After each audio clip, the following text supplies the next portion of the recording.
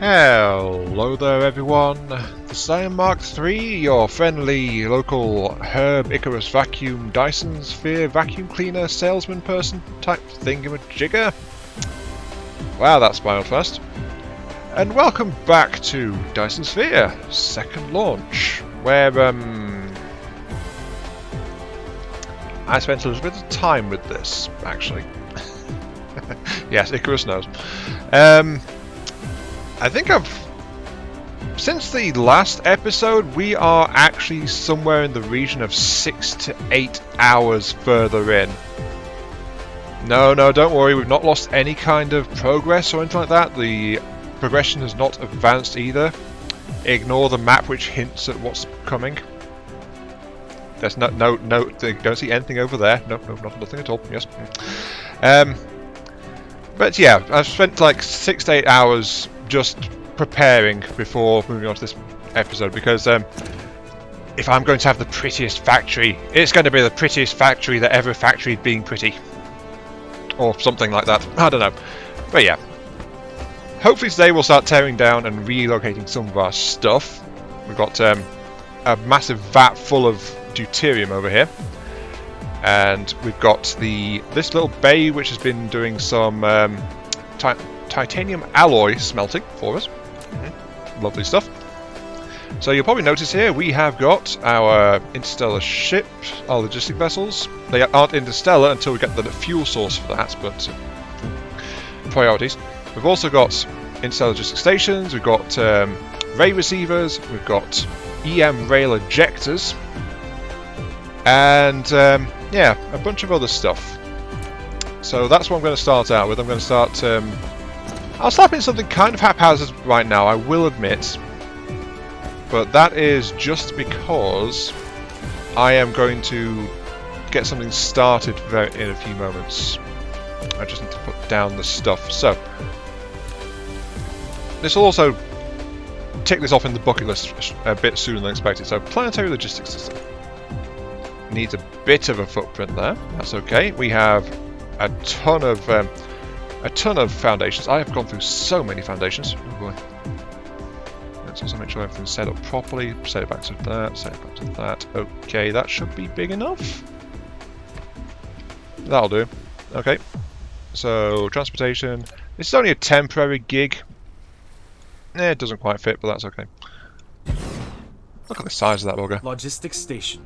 You have taken the first step to establish the interplanetary logistics transportation network. Provided the place of logistics station of the raw material is set to supply, the logistic drones will transport cargo to elsewhere with a demand on the planet automatically.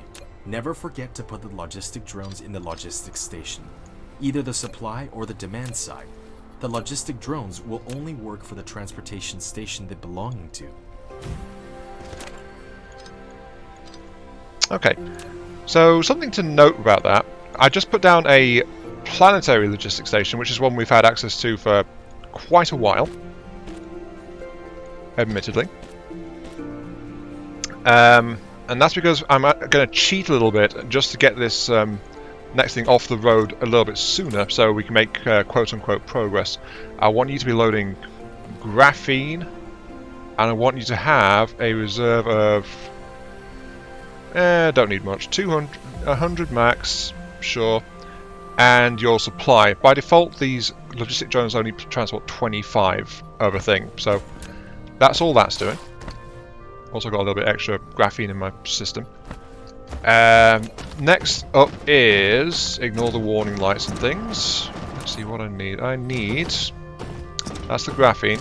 I need triangles and circuits. So circuits, okay. Triangles are assembled straight from glass, so one more in the middle here should do the trick. Easy peasy. Easy peasy. So, assuming I stop going off the things I want, so yep, there we go. Put one there. Glass supply, we'd never tapped the glass supply for anything actually. It's been direct craft only, to be honest. So this is going to be kind of haphazard, but again, this is more of a temporary arrangement for the time being to get something happening.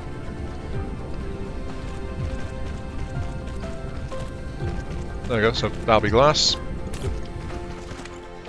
Set you to have glass, and I'll set you to accept circuits. Again, I'm going to I don't want to build a big reserve of these guys, so absolute minimum stockpiles. But honestly, planetary logistics stations, they are inferior in every way to interplanetary logistics stations. I mean, these guys have like 3 filter slots. The planetary ones, sorry, interplanetary have 5, and they can also accept planetary drones as well, so they can operate on a local level too. And, you know, just having more slots is flat out more useful, unfortunately. I'm sorry to say it, but it's true. It's really true. Anyway, I need to filter out these circuits.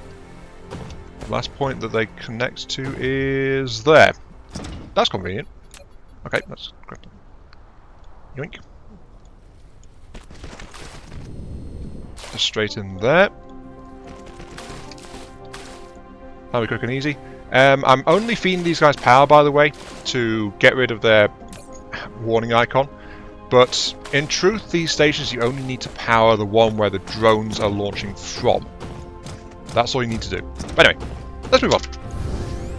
I will fly this way, which is west. Ah, interesting little pathway. We turn, we head north. So as you can see, I've been a little bit busy.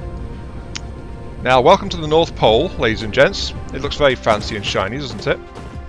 Truth be told, this flat area doesn't have a plan. It is flat because, well, I needed soil pile rather desperately, if I'm going to be entirely honest. Like, I blew through all of my soil pile, literally, and I was having to scavenge towards the end of what I've done so far. But this is a good starting point to show you what this is, and how very pretty this is. It looks very nice with its odd little shapes and things. Yes, yes, yes. But if I zoom out, and then I slowly bring us around this way, and this is where that 6 to 8 hours was spent. Look at all this. I was laying out smelting zones, I was laying out some chemical processing zones. I've got this wide band here for holding the transport belts, shunting resources between them. Here's the assembler array, which goes around more than a quarter of the planet, by the by. Because I also counted out in the tech tree how many I think I'm going to need, so this should be enough to have a row of everything. And if need be, the assembler arrays can extend out into the main belt of the planet as well, which is like this entire bit here, which is just one unified grid system. So that was also interesting, showing me where all the grids were. Then if we move further onwards, past the hazard slash, what I realised halfway through laying is a crash test dummy patterns, we get to the South Pole, which is slightly more interesting than what we've done at the North Pole. So yeah, honestly, I quite like how this thing's looking, all told. It's not completely metal, but I normally don't tend to dominate when I get the opportunity to terraform like that. I'm happy there's some nature mixed in as well, you know? So, this world has a purpose. It's not been completely subsumed, as of yet. But yes, I'll be visiting this in a second. Just a second. Because we need to actually get that localized system going.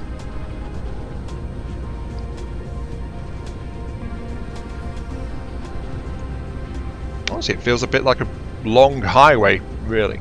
And until you do something like this, you don't really realize exactly the size of some of these planets. I think some of the planets are different sizes, but yeah. This kind of drives home the overall scale of them a little bit, doesn't it? Oh yeah. Power connected by these wireless poles, which are around the place as well. So each of the 4 cardinal directions has a line of wireless transmitters running down it. Though, to be honest, they stop at about this level or this level. They don't really go that far. The one we flew over was the only one that goes to the South Pole. But anyway, we are here. We are going to begin doing things, which is... I'm going to use my last planetary logistics station. This is a temporary arrangement, by the way, so don't worry about how it fits in with the rest of it. I'm going to tell it to bring in glass, bring in circuits, and bring in graphene. Let's demand, say, 500 each. 500 of each, and set them all to demand. So there we go, so now it's going to request that from anything local. I'm going to make sure it's powered by putting a Tesla tower next to it. Doink. And then, now that's charging, I'm going to drop my stash of 40 logistics drones into it. And off they go. Have fun, boys. Notice it costs me energy every time I launch one. And it also notes how much of each material is inbound. So you can see exactly what that's doing. Getting quite determined there. But yeah, they don't demand any charge at the other end, so they'll come back of their own accord. Now then, moving on, we need to get a assembly bank. Let's pop it, I guess, here. Yeah, you are going to make those. So that's those. Then you. Actually, you're slightly too far south. Yeah, there. You are going to make these thingamajigs. And then lastly, you, or up there, are going to make these thingamajigs. So yeah, I'm just going to work that out and... oh, look, they're launching more to try and get more stuff. But yeah, I'll get this laid out and I'll see you in a few moments once this is actually operating. Okay, welcome back, welcome back. As you can see, the sky is full of transports flitting around the place. I should probably point out that since I don't have access to yellow packs, these guys are literally as basic as they can get, or very close to it as far as the planetary transports go. There are upgrades I can research which will increase their cargo capacity and increase their speed, and there's quite a few upgrades as well, so these things can be vastly improved upon, but right now these are the most basic version. I think because of the lack of objects tracked, they are actually much better for computer memory and stuff to use these things rather than a belt. It's just that the belts are faster, reliable, sorry, well, not faster, are very fast in themselves, they're reliable, they don't cost power, and they look a lot more impressive sprawled out compared to just like a swarm of these things flying around among towers. So, you know, it's an aesthetic thing, really, in the end of the day. I think I talked about this a few episodes back or something like that. Anyway, moving on. Let's get on to the main part of this particular show, shall we? Welcome to the South Pole, or what's left of it. It looks rather like a large target, now that I think about it. But anyway, yeah. That's a copper line running around from that deposit there, which is slightly interfered with the pattern, as you can see. But the reason I picked the South Pole rather than the North Pole is the South Pole doesn't really have much encroaching on it, apart from that set of copper there. The other one has like an oil deposit in the middle of this area here or something. I didn't want to mess with that. So, central belt, already spinning. Let us begin. We want to go in here. We have an orbit 1, which is preset. We always get 1 set. That's just how the game does it. But we are going to begin with our Dyson sphere operations. And this is what these exterior pads are for. Massive sod-off railguns. It begins! Again. Well, it will in a few moments anyway. I need to plug this in to the belt. They don't accept direct input, but there we go. And I need to configure this thing to go for orbit 1. And as you can see, it's immediately aligned. And it's complaining because it doesn't have anything to throw at the sun. That'll be rectified in a few moments, because right now this is building up into a buffer pod. I've got almost 1,000 satellites ready to go now. So, you know, it's beginning. But for now, I will. It's complaining about the... Yeah.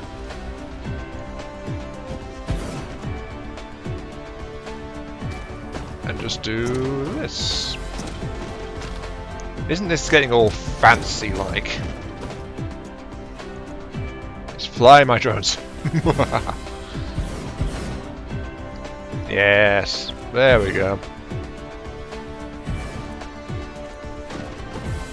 Soon, son, you will know my wrath. Or whatever. Right, let's plug these boys in. We don't have exactly a good source of sats, but this is something, again, that can be improved as we go. Here we go.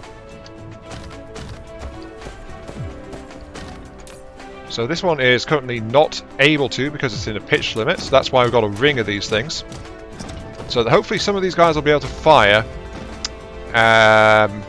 Pitch limit. Bother. Sadly, none of them are able to fire because of the pitch of the planet around the Dyson's, around the sun. Can I add a new orbit? I can. Yes. Too close to a planet orbit. That's okay. I want to get... Sure, that'll do. And I want to angle it vertically, that way we can always fire at it. Create that.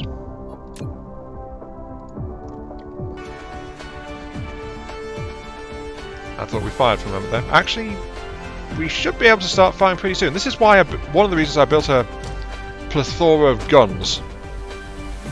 So that when they are actually able to fire, we can get a lot of fire going at once. But actually, we're going to have to wait like half a year to get into position. Never mind.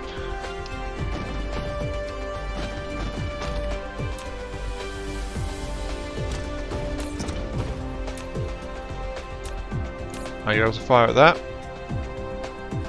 You are not. Come on, planets, don't let me down now. Arr.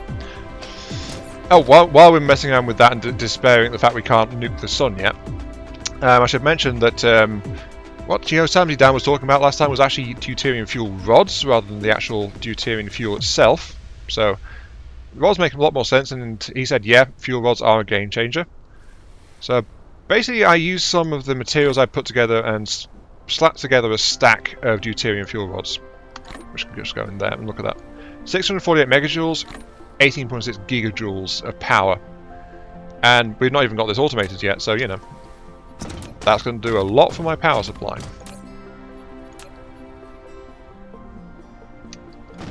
Ah, silly thing.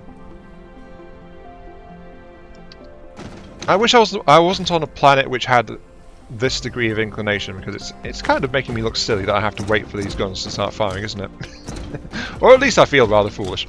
Anyway, while that disappointment continues all around us, I'll show you the other half of this disappointment, which is probably not going to work because of angle. Ray receiver. I'm going to install you there. You're the central one. And you are... Well, you are actually able to... You do have enough angle, it looks like.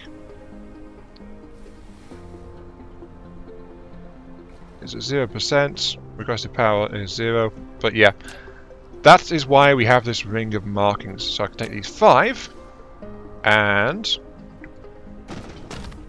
I can't click and drag because they place too close together. But I can manually lock them in. And this is why I've spent so long laying out patterns and things in the tiles, so that I knew where to put stuff. These ones, by the way, are decorative, not planning to put anything there, but now we have 5 equally spaced receivers set and able to try and receive power from the Dyson swarm. It's just we can't actually launch said Dyson swarm. Oh, curse you, cruel fate. Ah, well. Oh, don't worry, I'll figure out some other mischief. I want to get some more interplanetary... I want to get the interplanetary shipping going. And I also want to get... Are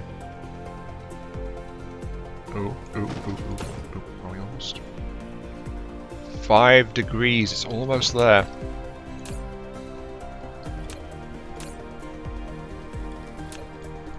soon some of these will be able to start firing, it looks like. Oh no, your pitch is increasing. Don't do that to me.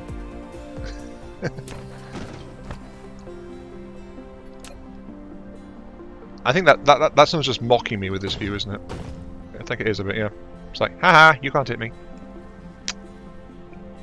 Stupid son. If only I didn't need your energy.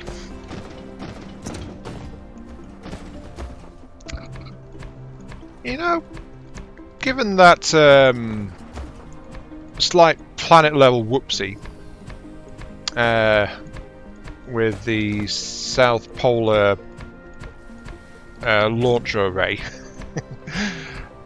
I think in honour of that I really should keep this crash test colour scheme that I was starting to go on. Because, well, it fits. Sometimes I just slip up and something happens. Though in this case I do think I blame orbital mechanics a little bit too, but you know, as you do. Oh, that reminds me, I need another gun. Build me another gun, please. Just the one. I've got 15? 16, yeah. That's all I need to fully ring this. But yeah. As you can see, I am prettying up the North Pole to match the South Pole. Not really planning to have a receiver array down here, unless it absolutely cuts off at the other pole as well. I don't think it will. But the problem is there's a permanent oil deposit right there. So, you know, we can't have quite the same nice symmetrical pattern we had down on the other side of the planet. But once I'm done mucking around with the paint, all I need to do really is get a power connection and a link for the actual sails to be brought down here. And then this world will be able to sustain any Dyson rings I care to put into this system as a long-term source of power. Isn't that jolly good? Oh yes, jolly good indeed. But you can also see why I spent 6 to 8 hours just like doing paint jobs. This is a bit slow and tedious to do. But hey, for the yellow panels, it's worth it.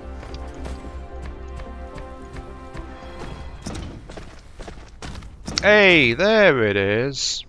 There it is. Our first ones are actually igniting. Haha! It begins!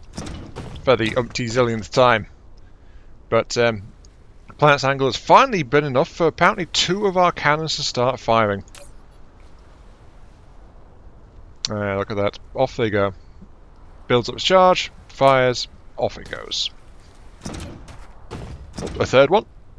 Hey, it's looking up. Now, next up is these guys. These guys depend on how many satellites are actually in the swarm, so not much. But they also, the longer they are set in receiving mode, the more efficient they get. So atmospheric loss gets tuned out, basically, as they work things out. But it is, it's currently only producing like a very small amount of power. Plus the rotation of the planet has taken these things out of angle again, so that was short-lived. But it was the initial firing of these launchers. Even if it was very, very, very brief. Oh well.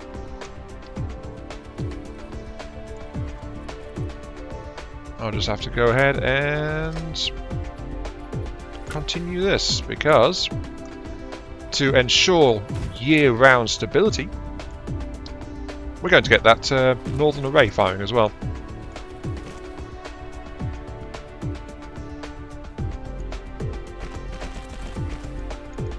Of course, that means I do have to wander down here with all this. Admittedly, I could just go ahead and install a couple of flight towers for this, but this world is not really geared that way. This world is for flying, going around with conveyor belts. Darn it! I started out this world this way. I repainted this world with that intention, and it's going to end that way. Enough said. Of course, here we go. The North Pole array is starting to go in. Oh, for some reason I can't place that one. That's weird. There shouldn't be anything interfering with placement at all. So it's probably just... Oh, I see what it is. One of the power poles is slightly out of position. Oops. Once again, the tiniest mistake slips through. Doesn't it?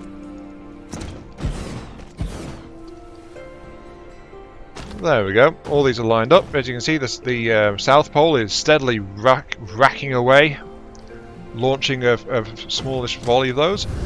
But let's move onwards. And here's a little thing I've recently started doing, is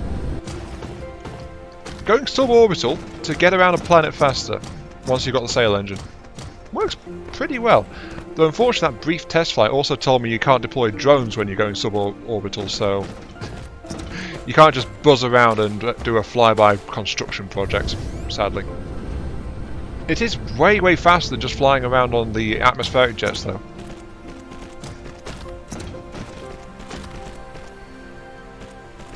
Oh yeah, look at that go. Look at it go.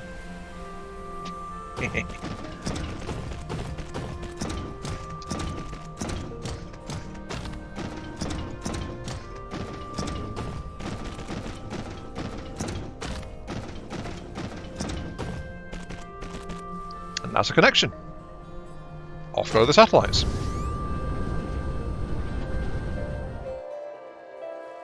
Right, just watching the loading of the North Polar Array. And that's ironic. By the time the North Polar Array actually gets a satellite feed, it's actually now tilted too far to be of use. So they're just sitting idle until another half year's gone by. Oh, well. At least the world is set up for sustainability, so there is that. Yeah, look at these guys go. What are we at now? What are we at now in terms of our Dyson sphere? Orbit 1 is currently producing 17.8 megawatts and climbing.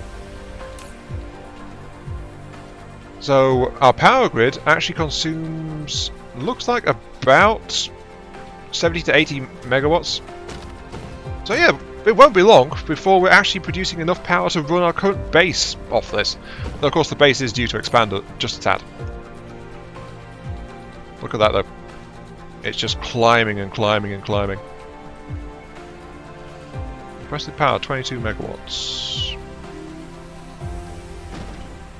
So I'm going to get 110? 142 megawatts out of this combined receiver array when all is said and done, which should be enough to run this planet at its current intended scale, though if we install more stuff it's going to require a bit more. Anyway, I should get a move on and get into planetary rolling.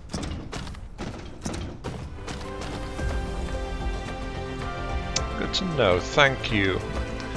And so there we have it, we've officially got enough up there to count as a Dyson swarm. Where is it? Da-da-da-da! Look at that.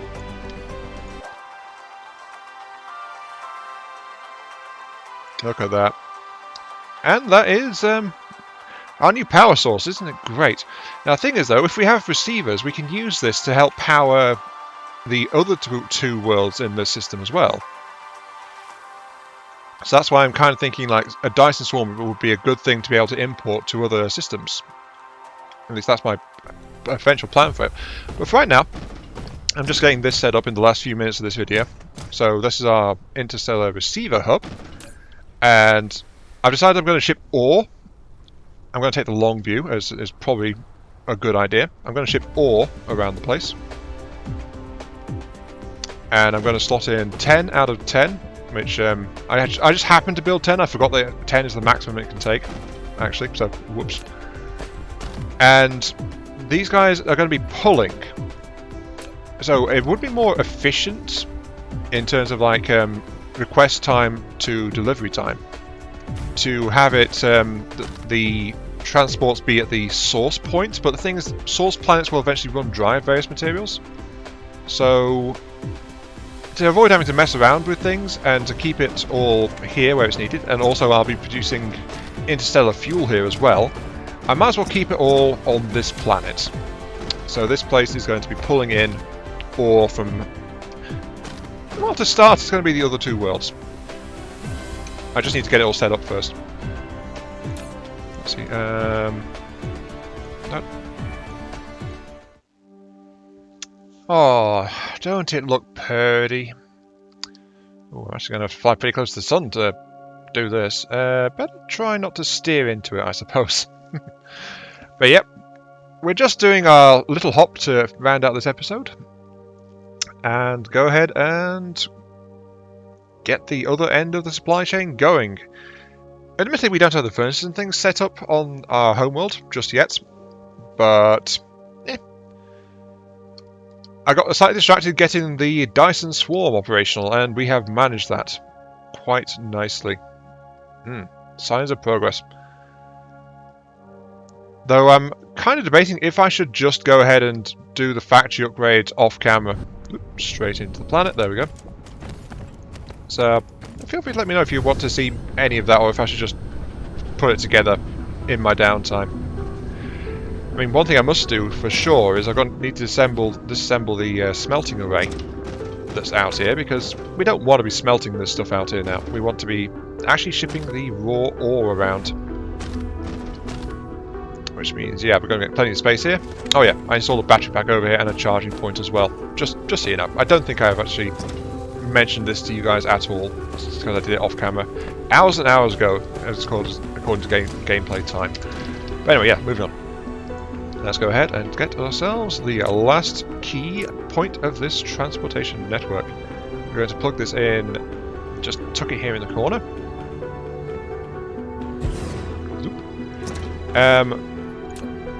Remember, of course, we do not need to power this in any way, shape or form, because all we have to do is fit it with...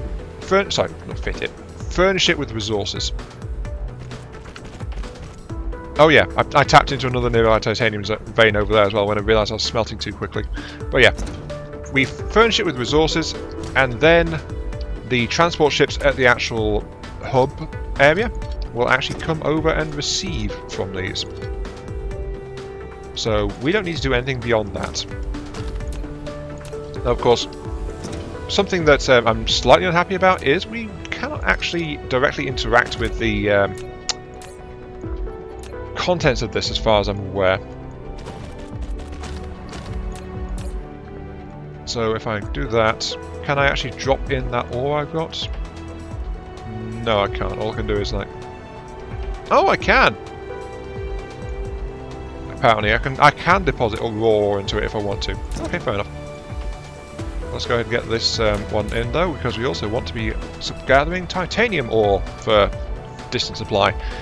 And because of how it's set up, I can set this with iron ore, copper ore, and stone, and I need another tower for coal because it's 5 per, gotta remember. But, yeah, that should be all we need to do. Look, minus 400. There are ships inbound to collect on this. And if we zoom out, then look there. Little markers.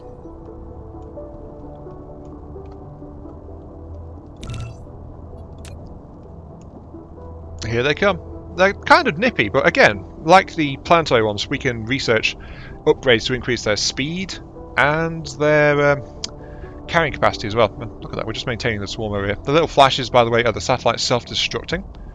They have a fixed lifespan, which is also something you can research to upgrade. But they do need a constant, a steady supply, I should say. Come on, you boys. I furnished 20 total ships because silicon and titanium are on 2 separate interstellar ports over there. Oh, minus 2,200. Ooh. The other ports are thirsty for titanium.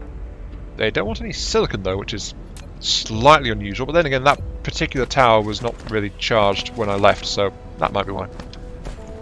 I'm kind of curious about that. Oh well, we're going to be here soon though.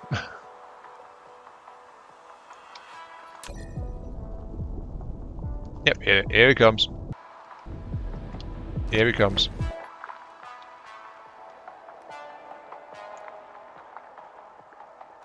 Da da da da. Just comes over, lands, and then just takes off straight away again. Full of ore. And we have our first interstellar thing going. Where the heck are you going? Oh, they boost away from the planet and then they angle away. I see.